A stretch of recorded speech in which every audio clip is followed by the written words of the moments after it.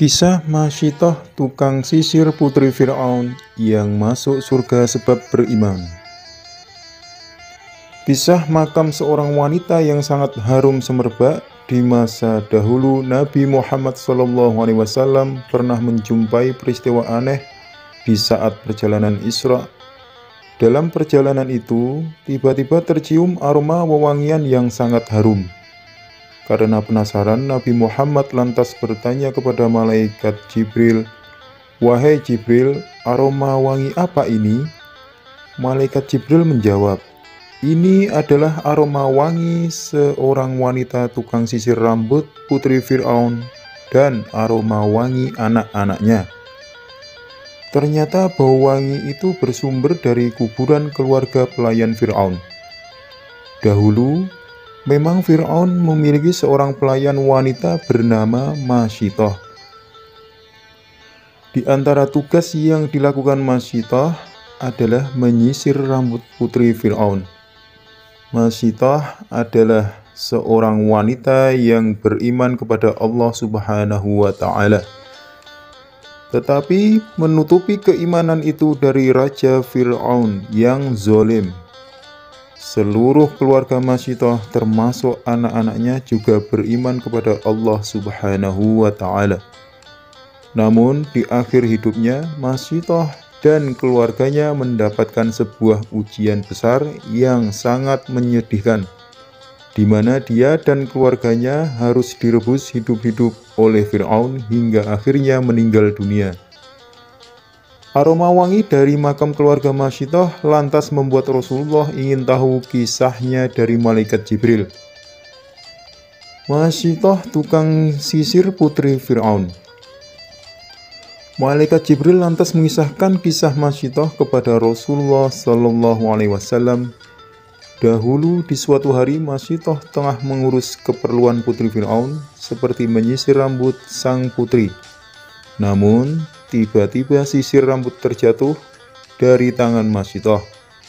Spontanitas Masyitoh mengucapkan Bismillah, yang artinya dengan menyebut nama Allah. Sang putri Fir'aun lantas bertanya, "Ayahku, maksudnya barusan yang kamu sebut namanya itu apakah ayahku?" Masyitoh menjawab, "Bukan. Dia adalah Tuhanku. Tuhanku dan Tuhan ayahmu adalah Allah."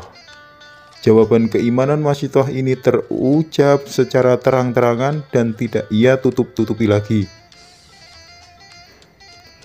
Mendengar Masyitoh yang tidak lagi mengakui Fir'aun sebagai Tuhan, kemudian putri Fir'aun berkata, "Akan aku beritahukan hal itu kepada ayahku."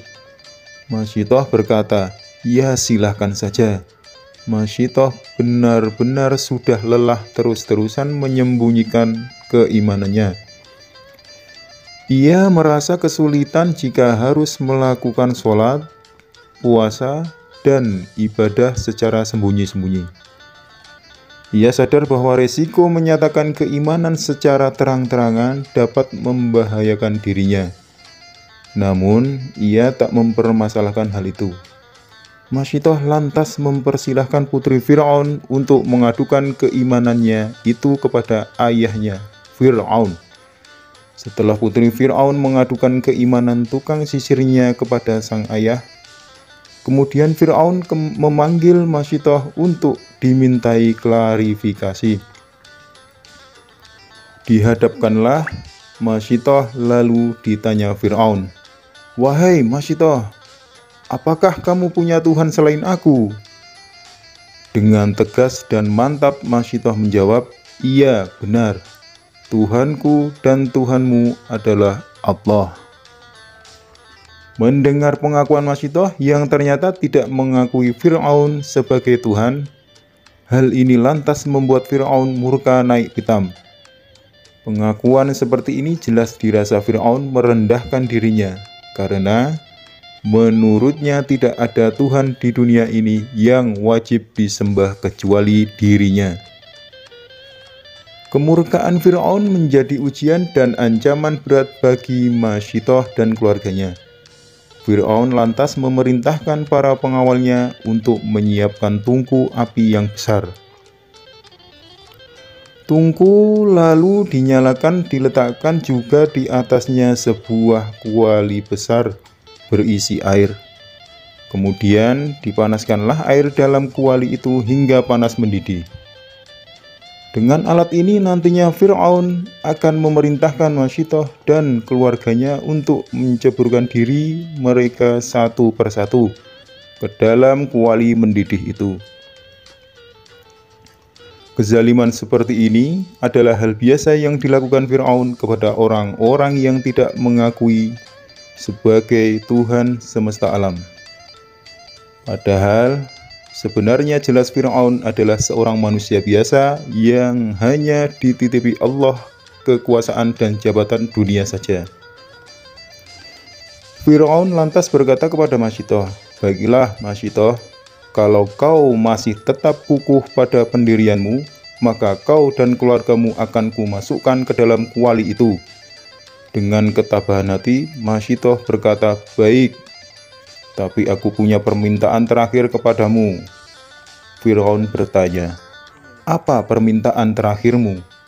Masyidah menjawab, "Aku ingin agar kau kumpulkan tulang-tulangku dan tulang-tulang anakku dalam satu kain kafan. Lalu kau kuburkan kami." Fir'aun berkata, "Baik, itu menjadi hakmu dan kewajiban bagi kami." Keimanan Masyidah sangat kuat dalam mengambil keputusan ini. Ia lebih takut azab Allah daripada kezaliman Fir'aun ini. Kemudian Fir'aun memerintahkan satu persatu anak-anaknya Masyidah untuk menceburkan diri ke dalam kuali mendidih itu. Keimanan Masyidah dan keluarganya sangat kuat, dan mereka lebih memilih mempertahankan keimanannya kepada Allah daripada harus murtad. Satu persatu anak-anak Masyidah lalu masuk ke dalam tungku kuali yang mendidih hingga akhirnya wafat dalam kondisi syahid. Hingga kemudian tiba giliran anak Masyidah yang masih bayi dan masih disusui. Masyidah merasa sangat kasihan melihat anaknya yang masih balita hendak direbus hidup-hidup. Mana ada seorang ibu yang tega melihat anak-anaknya mati secara mengenaskan. Masyidah rasanya ingin mundur demi anaknya, tetapi Allah lantas meneguhkan pendirian Masyidah lewat anaknya.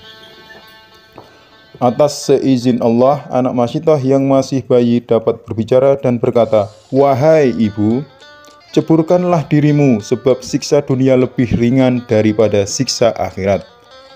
Si bayi seakan-akan berpesan kepada ibunya untuk tetap bersabar menghadapi ujian berat ini, karena siksa akhirat lebih berat daripada siksa dunia. Kemudian iman Masyidah bertambah kuat dan mantap.